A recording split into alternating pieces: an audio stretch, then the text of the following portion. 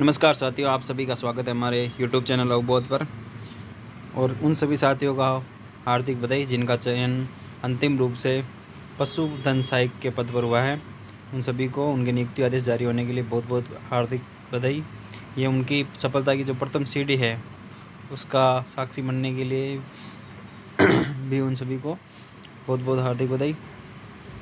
आज हम बात करेंगे कि नियुक्ति आदेश के उपरांत अब आपको जो दस्तावेज़ तैयार करने हैं वो किस प्रकार से करने हैं और कहाँ आपकी ज्वाइनिंग होगी और किस तरह से होगी और किन किन बातों का ध्यान रखना चाहिए, उन मुख्य बातों पर हम चर्चा करेंगे। तो ये आपका जो नियुक्ति आदेश है 11/9/2022 को सॉरी 11/9/2022 को जारी हुआ है। आप देख सकते हैं इसमें गैर अनुसूचित क्षेत्र मतलब नॉन टीएसपी में 730 अभ्यर्थियों का पशुधन सहायक के पद पर अंतिम रूप से चयन किया जाकर पदस्थापन की अभिशंसा की गई है। और आपका इस दौरान जो वेतन रहने वाला 2 साल तक जो आपका जो परिवीक्षा काल है या प्रोबेशन पीरियड कह दो, उसमें आपका जो नियत पारिश्रमिक हैं प्रति माह वो 18,500 रुपये हैं, जिसमें से कुछ रुपए जो कटेंगे वो आपके जीपीएफ के कटेंगे और जो है और कुछ जीपीएफ के हो जाएंगे और कुछ राशि जो है आरजीएचएस की काटी जाएगी। जो उसके बाद में आपको जो पैसा मिलेंगे वो आपको नकद आपके हाथों में आएगा। पशुधन सहायक के पद पर नियुक्ति के अंदर ये जो लिस्ट दे रखी है, जिन जिन का रोल नंबर है वो आप अपना पोस्टिंग प्लेस देख सकते हैं और अपनी कैटेगरी देख सकते हैं और उनका जो पदस्थापन स्थान है वो भी इसमें अंकित है। फादर नेम भी दे रखा है, डीओबी दे रखा है और ये जो डीओबी है वो उनकी 10वीं की जो अंक तालिका है उससे ली गई है, तो वो भी देख लें, कोई संशोधन हो तो ध्यान दे दें। अब हम बात करते हैं कि अब आगे क्या करना होगा। जिन जिन अभ्यर्थियों का इसमें नाम आया है और जिन्होंने अपना पोस्टिंग प्लेस देख लिया है उनको अब क्या क्या तैयारी करनी पड़ेगी। तो इसके लिए सबसे पहले हम इसी पीडीएफ के सबसे नीचे चलते हैं और दस्तावेज़ों के बारे में हम जानकारी प्राप्त करते हैं। तो चलिए सबसे नीचे चलते हैं।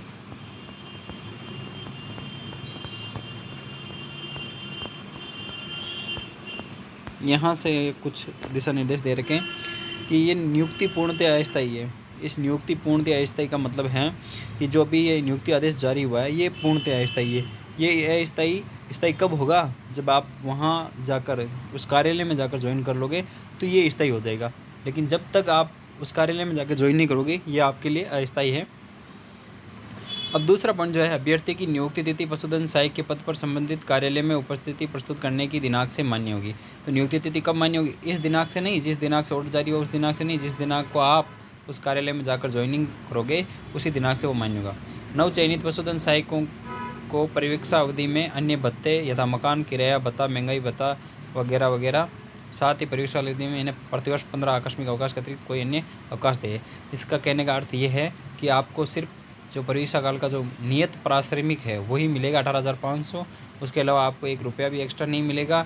और इसके अलावा जो अवकाश मिलेंगे वो 1 वर्ष में 15 आकस्मिक अवकाश मिलेंगे, 15 सीएल मिलेगी, जिनको कैजुअल लीव बोलते हैं। आकस्मिक अवकाश कार्यालय की भाषा में सीएल बोलते हैं। 15 सीएल आपको मिलेगी 1 वर्ष के अंदर। 2 वर्ष में टोटल 30 सीएल मिलेगी। इसके अलावा आपको कोई अवकाश नहीं मिलेगा। और इसके अलावा अगर आपको अवकाश लेना पड़ेगा तो इसकी जानकारी आप जब ज्वाइनिंग कर लोगे तो उसके बाद में हम आपको देते रहेंगे समय समय पर। सभी अभ्यर्थियों की जन्म तिथि उनके द्वारा प्रस्तुत सेकेंडरी परीक्षा उत्तीर्ण करने के मूल प्रमाण पत्र के आधार पर ही अंकित की गई जन्म तिथि अपरिवर्तनीय होगी। ये जो जन्म तिथि लिखी गई है वो 10वीं की अंक तालिका से ली गई है और ये अपरिवर्तनीय होगी क्योंकि इसी के आधार पर आपका आगे जो भी कार्य होगा वो। और इसके अंदर एक 5वां पॉइंट जो है वो है कि न्यायालय में जो अभी रिट चल रही है उस रिट के अधीन इसका जो परिणाम है, एलएसए का जो भी परिणाम दिया गया है या नियुक्ति दी गई है वो उस रिट के अंदर रहेगा, रिट के अधीन रहेगा। अगर रिट के अंदर जो कोई फैसला आता है वो फैसला इस पर प्रभावी होगा। राजस्थान सरकार द्वारा समय समय पर जारी पेंशन योजना के प्रकरण लागू होंगे। मतलब जो गवर्नमेंट के जो भी पेंशन से संबंधित नियम है सरकारी सेवकों के लिए, जो गवर्नमेंट एम्प्लॉयज़ है उनके लिए, वही इन्हीं पर लागू होंगे। पूर्व में राज्य सरकार के विभागों में नियोजित कार्मिक राज्य सरकार के नियमानुसार नियत पारिश्रमिक या वर्तमान वेतन श्रृंखला ग्रेड पे लेवल अपने लाभ के आधार पर प्राप्त करने के लिए विकल्प पत्र प्रस्तुत कर सकते हैं। पॉइंट नंबर 7 है जिसका तात्पर्य ये है कि जो पूर्व में मतलब पहले से ही अगर कोई सरकारी सेवा में है तो वो कार्मिक अपना वेतन चूज कर सकते हैं, या वेतन का जो विकल्प है वो चूज कर सकते हैं। वेतन के विकल्प से मेरा तात्पर्य है या तो वो 18,500 नियत पारिश्रमिक ले सकते हैं जो एलएसए को मिलेगा, जो सभी एलएसए को मिलेगा, सभी पशुधन सहायकों को 2 वर्ष की नियत जो परिवीक्षा अवधि है उसके अंदर मिलेगा 18,500 का, वो ले सकते हैं। या वर्तमान में जिस पद पर वो कार्यरत है उसका वेतन वो ले सकते हैं, उसका उन्हें विकल्प पत्र मिलेगा और उस विकल्प पत्र के अनुसार वो अपना वेतन निर्धारित कर सकते हैं। 8 नंबर पॉइंट, कोई चिकित्सा परिचर्या से संबंधित जो व्यय होगा वो भुगतान राज्य सरकार द्वारा समय समय पर आपको किया जाएगा और जो भी नियम हैं उन नियमों के अधीन किया जाएगा। अब बात करते हैं परिवीक्षाधीन अवधि में राज्य सरकार की शर्तों और नियमों के अनुसार राज्य की सेवा करनी पड़ेगी। उसके बाद जो है अगला पॉइंट है 10 नंबर पॉइंट है, वर्तमान में पशुपालन विभाग के अतिरिक्त अन्य विभागों में राज्य की सेवा में कार्यरत है, विधिवत रूप से विभागाध्यक्ष या कार्यालय अध्यक्ष से कार्यमुक्त होकर अपनी उपस्थिति संबंधित कार्यालय में प्रस्तुत करेंगे। वर्तमान में पशुपालन विभाग के अतिरिक्त किसी विभाग में राज्य की सेवा में कार्यरत है तो उनको अपने कार्यालय अध्यक्ष या विभाग जो एचओडी होता है, हेड ऑफ डिपार्टमेंट जो होता है, विभाग का अध्यक्ष या कार्यालय अध्यक्ष से क्या होगा, कार्यमुक्त होकर अपनी उपस्थिति विधिवत रूप से देनी होगी। नियुक्ति स्थान पर पहुंचने का कोई भी यात्रा पता देनी, अगर आप पोस्टिंग प्लेस पर जाते हो ज्वाइनिंग लेने तो उसके लिए कोई भी आपको टीए आपको दे नहीं है, मतलब जो ट्रेवलिंग अलाउंस है वो आपको दे नहीं है। परिवीक्षा काल में इन्हें कोई वार्षिक वेतन वृद्धि देनी होगी, 2 साल के बाद में आपको वार्षिक वेतन वृद्धि मिलेगी और वो जो वेतन वृद्धि है वो 2 साल के बाद मिलेगी। 2 साल तक आपको कोई भी वेतन वृद्धि नहीं मिलेगी, यही फिक्स प्राश्रमिक जो है फिक्स रेम्युनरेशन मिलेगा 18,500 रुपये। 13 जो है परिवीक्षा काल में सेवाएं संतोषजनक नहीं होने की स्थिति में नियमानुसार परिवीक्षा काल बढ़ाया जाएगा, बिना कारण बताए सेवा समाप्त की जा सकती है। तो ये सरकार के अधीन है, ये सरकार के नियमों के अधीन है कि आप अगर 2 साल की जो परीक्षा काल है उसमें अगर आपकी सेवाएं संतोषजनक नहीं होती है या आप कोई लापरवाही करते हो या जो राजकीय जो कार्य है वो सही ढंग से नहीं करते हो तो उसके लिए आपको इस तरह से किया जा सकता है। मतलब बहुत रेयर केसेस में ऐसा होता है, मोस्टली ऐसे केस नहीं आते जिनमें परीक्षा काल जो है संतोषजनक पूर्ण होने का, लगभग सभी का संतोषजनक पूर्ण हो जाता है। परीक्षा काल के दौरान राज्य सरकार द्वारा समय पर जारी आदेशों और निर्देशों के अनुसार असाधारण अवकाश स्वीकृत किया जा सकेगा। असाधारण अवकाश स्वीकृत है उपभोग करने की स्थिति में नियमानुसार परीक्षा काल बढ़ाया जाएगा। तो ये जो बात है अभी हमने पहले की थी, 15 सीएल के अतिरिक्त आपको अगर कोई अवकाश की जरूरत हो तो वो असाधारण अवकाश की श्रेणी में आता है और असाधारण अवकाश के लिए जो नियम बनाए गए हैं सरकारी उनके अनुसार आपके ये अवकाश आपको स्वीकृत किए जाएंगे। और अगर इन अवकाशों की अवधि अगर 30 दिन से अधिक होती है, 30 दिन तक, तो आपके जो एचओडी होगा, हेड ऑफ डिपार्टमेंट जो होगा, कार्यालय अध्यक्ष या विभाग का अध्यक्ष जो होगा वो आपको ये स्वीकृत करेगा। 30 दिन तक अगर आप अवकाश लेते हो तो आपका प्रोबेशन नहीं बढ़ता है। 30 दिन से अधिक का असाधारण अवकाश लेते हो तो आपका प्रोबेशन उतने ही दिन आगे बढ़ता है जितना दिन आपने अवकाश लिया है। तो ये चीज़ें जो हैं वो आपके ज्वाइनिंग करने के बाद की है और जिनके भी इस तरह की परिस्थिति आती है उनके लिए है। और ऐसे आपको 15 और 15-30 सीएल मिल जाएगी और भी राजपत्रित अवकाश जो है वो आपको मिलेंगे। इसलिए बहुत कम लोगों को असाधारण अवकाश की ज़रूरत पड़ेगी, मोस्टली को ये ज़रूरत नहीं पड़ेगी।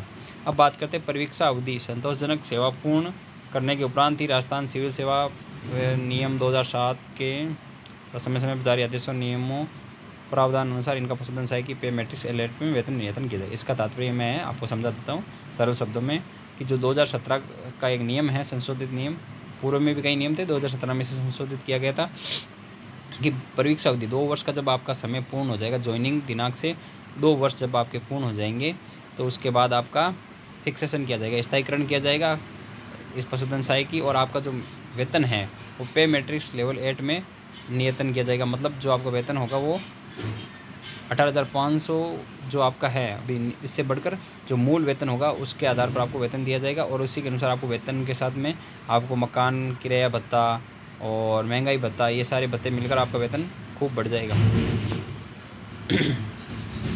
पॉइंट नंबर 16 जो है, परीक्षा प्रशिक्षणार्थी प्रोबेशन ट्रेनी के रूप में नियुक्त अभ्यर्थी द्वारा नियुक्ति आदेश में इनके नाम के सम्मुख अंकित स्थान के जिला कार्यालय में उपस्थिति प्रस्तुत करते समय निर्धारित योग्यता मापदंड के निम्नलिखित मूल दस्तावेज प्रस्तुत करने होंगे।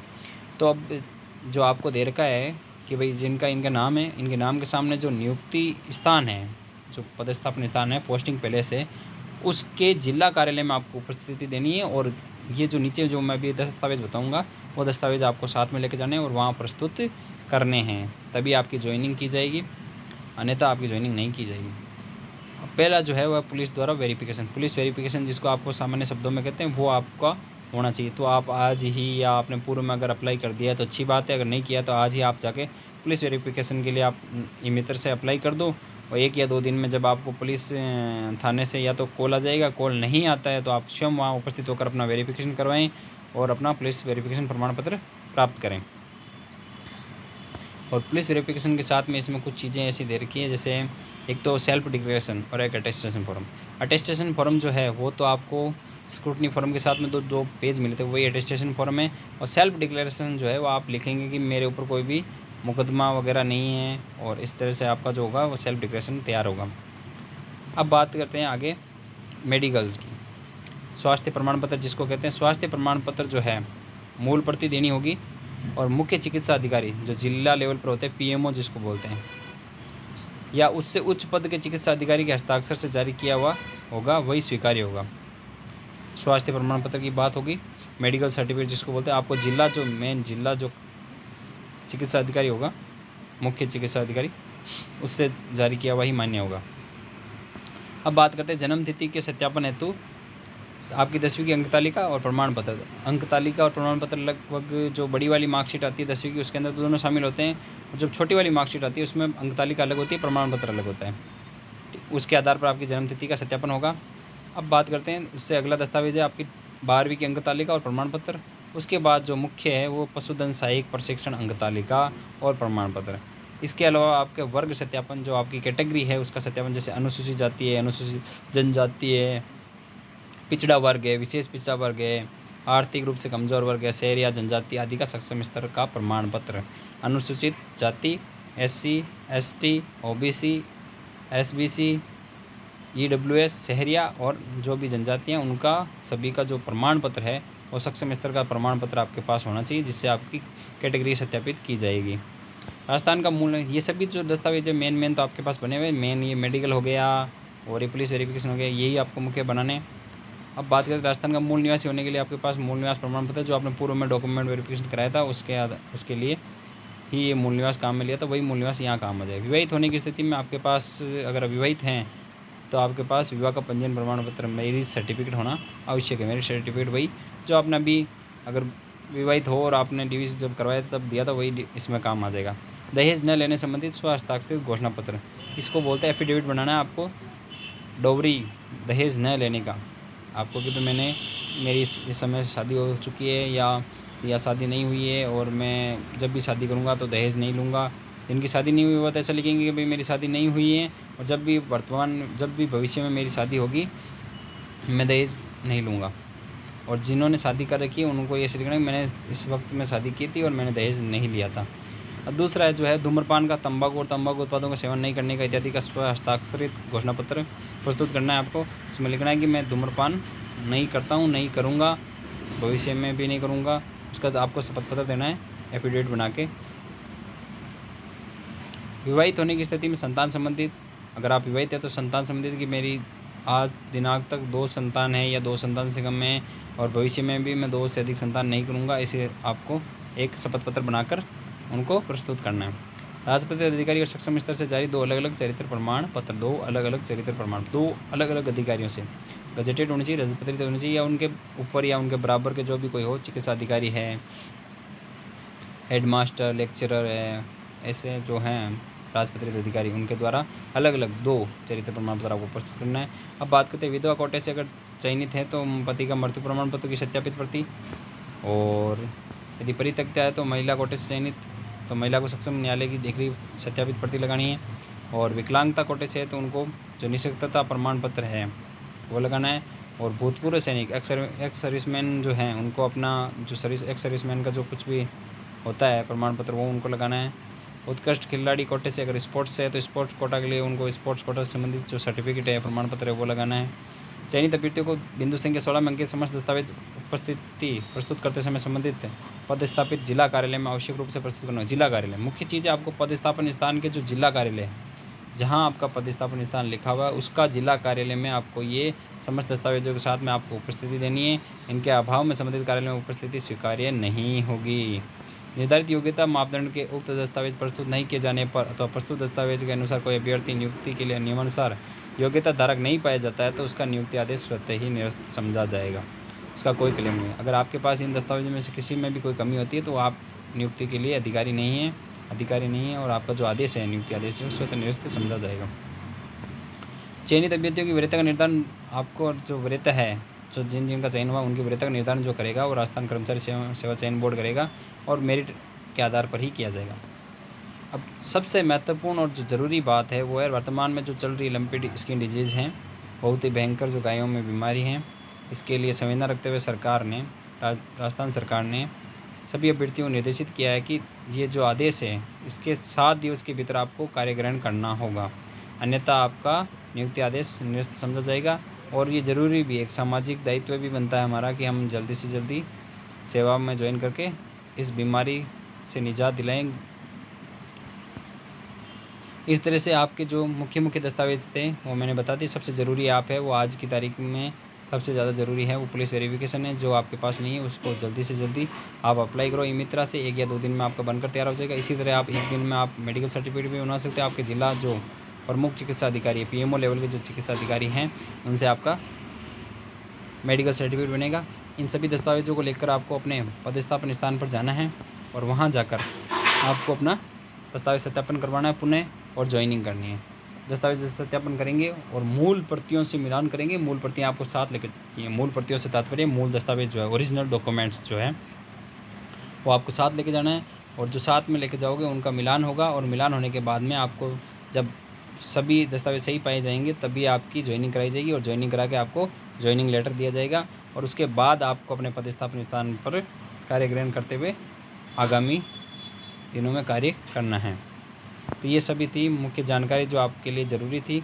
इसके अलावा भी अगर किसी का कोई क्वेरी हो या कोई जानकारी चाहते हो ज्वाइनिंग से संबंधित या कोई जो भी डाउट हो, आप मुझे कमेंट के माध्यम से बता सकते हो।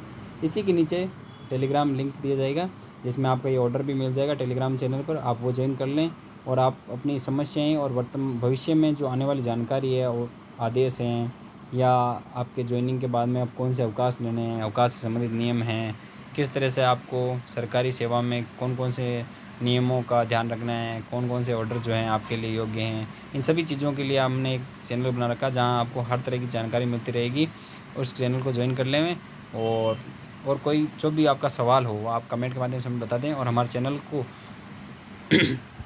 सब्सक्राइब करें और अगर वीडियो पसंद आता है तो इसे लाइक करें, शेयर करें, कमेंट करें और जय हिंद, जय भारत। धन्यवाद।